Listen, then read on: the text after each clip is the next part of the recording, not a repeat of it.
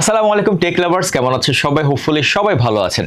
আজকে আমরা চলে এসেছি আরো একটি পিসি বিল্ডের ভিডিওতে, যেখানটাতে Ryzen 5 7500 এটার সাথে পেয়ার আপ করব PNY এর 5060 কার্ডটি।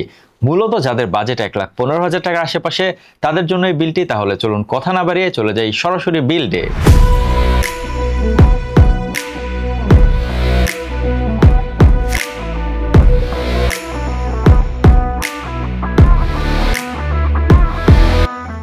প্রথমে চলুন কথা বলি বিল্ডের প্রসেসর নিয়ে। প্রসেসর হিসেবে থাকছে AMD Ryzen 5 00F। এই প্রসেসরটি আপনারা সবাই জানেন, এটা কিন্তু ভীষণ পপুলার একটা প্রসেসর। 6 কোর 12 থ্রেডস এর এই প্রসেসরটির base clock 3.7 GHz, boost clock 5 GHz। AM5 সকেটের এই প্রসেসরটির TDP 65 ওয়াট। প্রসেসরটিতে L2 ক্যাশ থাকছে 6 MB, L3 ক্যাশ থাকছে 32 MB।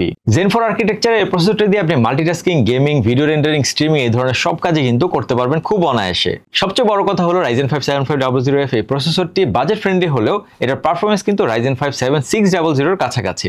প্রসেসরের পর এবার চলুন আমরা কথা বলি কুলার নিয়ে। কুলার হিসেবে এই বিল্ডে থাকছে ডিপকুল AG400।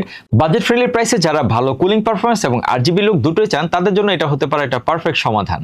ডিপকুলের এই কুলারটি পুরো ব্ল্যাক কোটেড হিটসিঙ্ক আর ARGB ফ্যান সহ আসে। এরকম কুলার শুধু কুলিং না, পিসির লুকও আপগ্রেড করে। থাকছে 4টা হাই পারফরম্যান্স হিট পাইপ, যেগুলো ডিরেক্ট টাচ টেকনোলজি দিয়ে CPU থেকে সরাসরি হিট ড্র করতে পারে। ডিপকুল দাবি করছে 222 ওয়াট পর্যন্ত TDP হ্যান্ডেল করতে পারবে, মানে Ryzen 5, Ryzen 7 কিংবা Intel i5, i7 পর্যন্ত খুব সহজেই সামলাতে পারবে। এটা থাকছে 120 মিলিমিটারের PWM ফ্যান, যেটার স্পিড 500 থেকে 2000 RPM এর মতো। এয়ার ফ্লো বেশ শক্তিশালী আর নয়েজ লেভেলও খুবই কম, মাত্র 31 dB এর আশেপাশে। ARGB ফ্যানটা মাদারবোর্ডের সাথে সিঙ্ক করে। ASUS Aura Sync, MSI Mystic Light, Gigabit RGB Fusion সবই কিন্তু সাপোর্ট থাকছে। সবচেয়ে ইন্টারেস্টিং ব্যাপার হলো এর প্রাইস। আপনি গেমার হন কিংবা কন্টেন্ট ক্রিয়েটর, বাজেট রেঞ্জে কিন্তু পাচ্ছেন কস্ট ইফেক্টিভ সলিউশন। কুলার নিয়ে তো অনেক কথা হলো, এখন আমরা চলুন কথা বলি মাদারবোর্ড নিয়ে। আমাদের প্রসেসরে যেহেতু AM5 সকেটের, তাই আমরা মাদারবোর্ড হিসেবে পিক করেছি MSI B650M gaming plus wifi এই মাদারবোর্ডটি, যেটিতে Ryzen 7000 এবং 8000 সিরিজের প্রসেসরগুলো সাপোর্ট করে।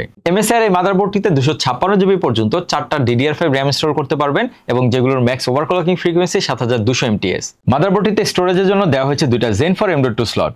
এবার চলুন কথা বলি মাদারবোর্ডটির পোর্টস এবং কানেক্টিভিটি নিয়ে। পোর্টস এবং কানেক্টিভিটির জন্য মাদারবোর্ডটিতে থাকছে 4টা USB 5 Gbps type A port, 3টা USB 10 Gbps type A port, একটা USB 10 Gbps type C port, একটা DP পোর্ট, একটা HDMI পোর্ট। অডিও জ্যাকের পাশাপাশি ওয়াইফাই কানেকশনের জন্য থাকছে 2.5G LAN পোর্ট। এছাড়া ওয়্যারলেস কানেক্টিভিটির জন্য থাকছে Wi-Fi 6E এবং Bluetooth 5.3। মাদারবোর্ড তো গেল, এবার চলুন কথা বলি এই বিল্ডের RAM নিয়ে। RAM হিসেবে আমরা পিক করেছি Corsair Vengeance এর 8GB 16GB দুটো স্টিক। CL36 লেটেন্সির এই RAM গুলোর ফ্রিকোয়েন্সি 6000 mts। এই RAM গুলো ব্যবহার করে গেমের ক্ষেত্রে পাবেন দ্রুত লোডিং টাইম এবং মাল্টিটাস্কিংও কোনো ধরনের ল্যাগ হবে না। আর ওভারক্লক করতে চাইলে এই র্যামগুলোতে ভালো হেডরুমও থাকছে। Corsair এর র্যামটিতে থাকছে অ্যালুমিনিয়াম হিট স্প্রেডার, এছাড়াও থাকছে ডাইনামিক 10 জোন RGB লাইটিং, যেটা IQ সফটওয়্যার ব্যবহার করে কাস্টম করতে পারবেন। মেমোরি সেগমেন্টের পর এবার চলুন কথা বলি স্টোরেজ সিস্টেম নিয়ে। স্টোরেজ সিস্টেম হিসেবে আমাদের এই বিল্ডে থাকছে Kingston NV3 500GB এর একটি SSD।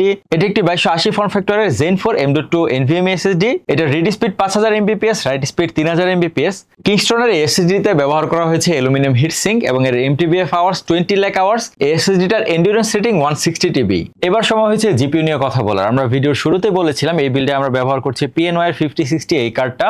এটা একটা 8GB OC ভেরিয়েন্টের গ্রাফিক্স কার্ড। PNY এর এই জিপিইউটি ফিচার করছে NVIDIA Blackwell আর্কিটেকচার। এতে CUDA কোর থাকছে 3840 units, TMUs 120, ROPS 48, tensor core থাকছে 120 এবং RT কোর থাকছে 30। এই জিপিইউটির memory size 8GB, memory type GDDR7 এবং মেমোরি বাস 128 বিট। PNY এর এই 5060 কার্ডটির বেস ক্লক 2280 MHz এবং বুস্ট ক্লক 2535 MHz। এই জিপিইউটি ব্যবহার করে আমরা মোটামুটি সব ধরনের প্রোডাক্টিভ কাজ এবং গেমিং রান করতে পারবো। বিস্তারিত আমরা জানতে পারবো বেঞ্চমার্ক এবং গেমিং টেস্টে। Ryzen 5 7500F এবং 5060 এর মতো কম্পোনেন্টস কিন্তু হ্যান্ডেল করার জন্য দরকার রিলায়েবল এবং এফিশিয়েন্ট পাওয়ার সাপ্লাই। এবং আপনারা সবাই জানেন গেমডিয়াস কিন্তু পাওয়ার সাপ্লাইয়ের বাজারে বেশ পরিচিত এবং বিশ্বস্ত নাম। তাই এই বিল্ডে আমরা ব্যবহার করছি গেমডিয়াস Helios M1 650B এই মডেলটা। এই পাওয়ার সাপ্লাইটি 650 ওয়াটের 80+ ব্রোঞ্জ সার্টিফাইড একটা পাওয়ার সাপ্লাই। এতে থাকছে 120 মিলিমিটারের হাইড্রোলিক বিয়ারিং ফ্যান, যেটি থেকে খুবই সাইলেন্ট বাট এফিশিয়েন্ট পারফরম্যান্স পাবেন। এবং এই পাওয়ার সাপ্লাইটিতে একটি উল্লেখ করার বিষয় হচ্ছে এ থেকে আপনি পেয়ে যাচ্ছেন 6 বছরের ওয়ারেন্টি। পাওয়ার সাপ্লাইয়ের পর সবশেষে আমরা কথা বলবো এই বিল্ডের কেসিং নিয়ে। কেস হিসেবে আমরা নিয়েছি গেমডিয়াস Athena M3, যেটা খুবই নাইস এবং মিনিমাল লুকিং এর। ব্যক্তিগতভাবে কিন্তু এই কেসিংটা আমারও খুব পছন্দের। সামনে থাকছে ফ্রন্ট প্যানেল, যেটা এয়ারফ্লো পাস করার জন্য বেশ ইফেক্টিভ। সাইডে থাকছে টেম্পারড গ্লাস প্যানেল। এটি একটি mid tower gaming case, FPS এবং এতে EATX, ATX, MicroATX এই মাদারবোর্ড গুলো সাপোর্ট করে। কেসিংটাতে দেওয়া হয়েছে 4টা pre-install ARGB PWM fan with built in fan hub. এই কেসিংটাতে আপনি 170 মিলিমিটার পর্যন্ত CPU কুলার, 420 মিলিমিটার পর্যন্ত GPU এবং 200 মিলিমিটার পর্যন্ত পাওয়ার সাপ্লাই ইনস্টল করতে পারবেন। দেখতে দেখতে আমরা এই বিল্ডের একদম শেষ পর্যায়ে চলে এসেছি। এখন আমরা দেখব বেঞ্চমার্ক এবং গেমিং টেস্টে এই পিসিটি কেমন পারফর্ম করলো। গেমিং টেস্ট সেগমেন্টে আমরা টেস্ট করেছিলাম RDR2 এই গেমটা। এই সময় গ্রাফিক্স প্রিসেট ছিল ফেভার কোয়ালিটিতে, সবকিছু হাই টু আলট্রাতে ছিল।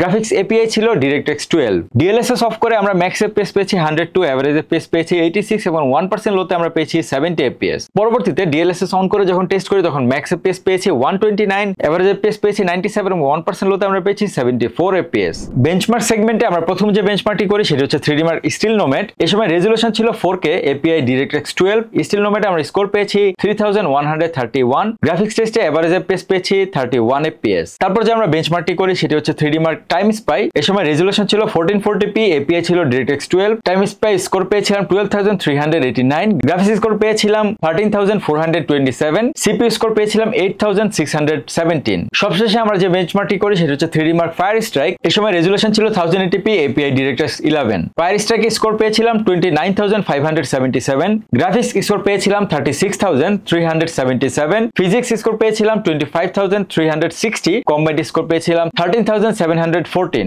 বেঞ্চমার্ক এবং গেমিং টেস্টের পর এখন আমরা কথা বলি এই বিল্ডের প্রাইস নিয়ে। আমাদের আজকের এই বিল্ডের টোটাল প্রাইস আসে 1,17,350 টাকা। তবে আমাদের এই ভিডিওর মাধ্যমে এই বিলটি আমরা অফার করছি মাত্র 1,15,000 টাকায়, বিশাল একটা ডিসকাউন্টের সাথে। আমাদের আজকের এই পুরো বিলটি পারচেস করতে চলে আসতে পারেন স্টারটেকের এলিফ্যান্ট রোড ব্রাঞ্চে অথবা চলে যেতে পারেন যে কোনো আউটলেটে। আর যদি ঘরে বসে এই বিলটি পারচেস করতে চান তাহলে প্লিজ ভিজিট করুন startek.com.bd। আমি হিমেল বিদায় নিচ্ছি, এখানেই দেখা হবে পরবর্তী ভিডিওতে নতুন কোনো প্রযুক্তি পণ্য সাথে নিয়ে।